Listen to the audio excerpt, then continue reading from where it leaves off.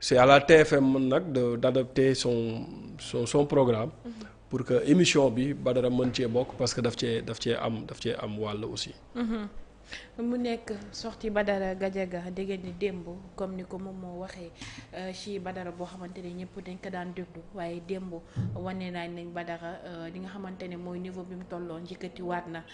ba nekkaat ci beneen rang mu nekk loo xamante ne sénégalais yi ñoo ko jëli woon nekk ni démb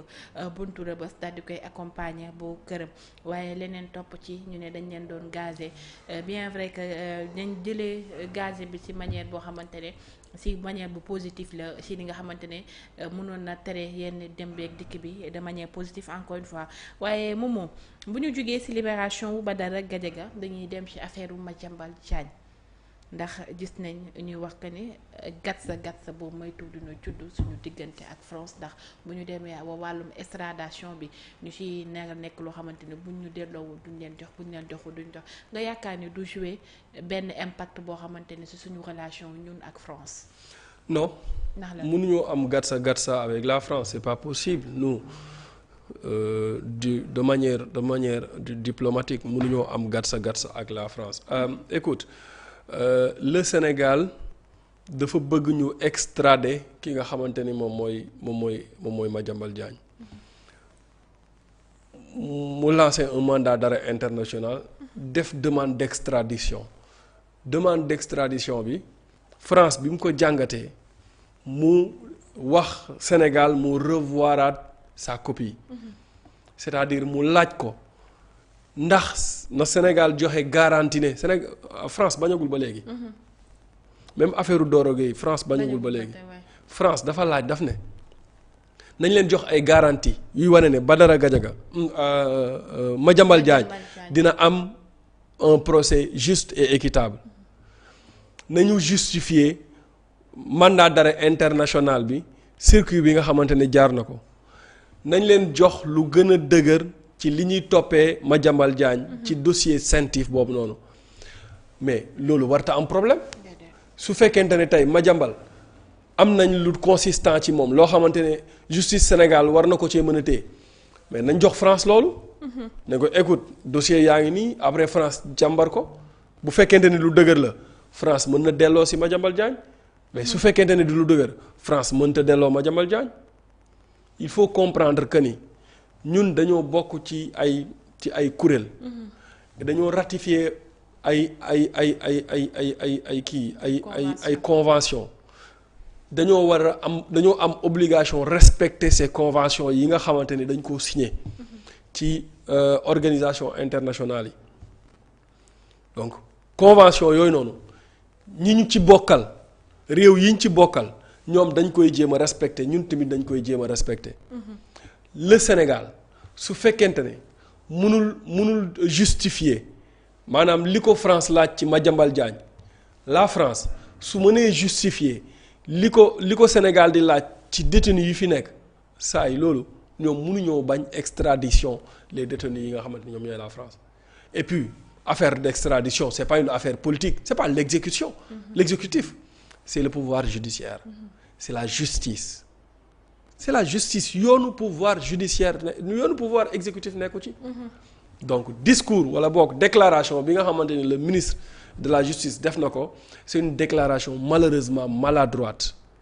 buy wan maanaam Sénégal fi mu toll ci état de droit nous avons l'obligation de respecter li nga xamante ni moom mooy état de droit nous avons l'obligation de respecter les droits humains tey su fekkee mënuñu koo respecter mais nañ génn ci organisation internationale yi nga xamante ni nekk nañ fa mais li fekk ñu ngi ci organisation yooyu loolu ñu ratifié d'accord ne ñun d'accord nañ ci dañ koy respecter donc wax ji gatsa avec la France c'est pas possible mënta nekk le ministre daf ko wax nii ñun ñu topp ci di ci wax mais c'est impossible. D'accord. La France a des détenus ici. C'est pas le président Macron qui a appelé le président de la République pour lui dire que delloo ma samay détenus. Procédure la. Procédure d'extradition dafa am et procédure boobu bu jaaree yoon le Sénégal ne peut pas refuser d'extrader ñi nga xamante ni ñoom ñooy les détenus français. Par contre su fekkente ne procédure bi nga xamante ni Sénégal am na ko pour extrader Madiambal Diagne c'est une procédure normale li leen France di laaj yëpp la justice française di laaj lépp joxe nañ ko la France ne peut pas refuser d'extrader Madiambal Diagne c'est ça la réalité.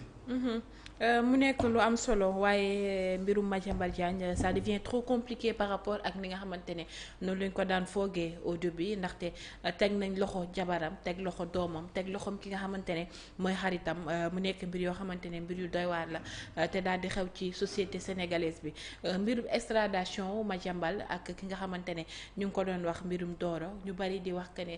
pourquoi li nga xamante ne mooy mbirum Madiambal mu jël engouement bi par rapport ak bi nga xamante ne birum Doro Gaye amoon na fi te problème bi nga xamante ne juddu na fi juddu amu fi woon mu nekk ay mbir yu doy waar mais Momo comme ni ma la ko laajee léegi tey bu ñu gisee la réponse des avocats yi nga xamante ne Madiambal def nañ ko par rapport pour répondre à Yacine Fall est-ce que du jël tamit beneen tournure parce que bu ñu demee muy wax que ne la volonté d'établir la diplomatie nekk le reflet de l'artification jëmale ko ci ay accusations yi nga xamante ne tey ñu ngi koy teg seen doon du client. Reprendre li ñu wax parce que moi j'ai pas lu malheureusement le truc des avocats. Des avocats bàyyi ma lire la ko du début jusqu'à la fin si li nga xamante ne mu wax que ne cette volonté d'établir un bras de fer diplomatie n'est que le reflet de l'artificialité et des accusations. La pression exercée que les autorités françaises trahissent l'impossibilité de l'État sénégalais de réunir les éléments compte tenu du caractère politique des poursuites exercées comme notre client. Parmi les informations manquantes, la Cour a relevé que n'était pas indiqué le mandat d'arrêt à Penhock du temps ni bien dont lesquels auraient été commis chacune des infractions reprochées à Madiambal Diagne et la présentation faite ne permet pas plus de comprendre précisément les faits qu'il s'agit pourtant d'informations élémentaires yi nga xamante ne moom lañ leen laaj. waaw mooy li ma la wax sànq rek la France a demandé à un certain nombre de points au Sénégal pour mu leeral ko mooy li ma la wax sànq. tey su fekkente ne dossier bi amul daraay politique ñoom Sénégal amul pour politiser li nga xamante ne moom mooy le dossier de Madiambal Diagne. Si le dossier est politique la France va rester fi nga xamante ne foofu la taxaw et elle va rejeter li nga xamante ne moom mooy la demande d'extradition de Madiambal Diagne. Maintenant les avocats ñoom ils sont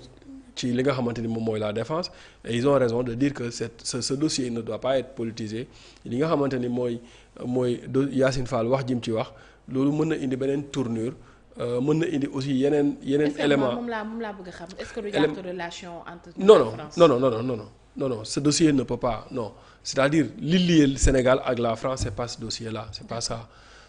le Sénégal et la France c'est autre chose tey ñoo ngi nii les éléments français yi nga xamante ne ñoom ñoo fi nekkoon la base française dañoo dellu France. Est-ce que dafa yàqu suñu diggante ak la France.